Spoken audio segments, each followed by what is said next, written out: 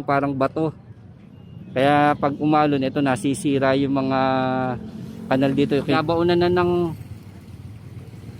bakal para maging seawall dito. Parang baliwala sa kanila yung mga ginagawa ng ating gobyerno. Kaya kung mapapansin nyo mga tol, ito lang yung seawall nung araw. Kaya pag ginampas ng malakas na alon, nasisira. Kaya mas magiging matibay na to.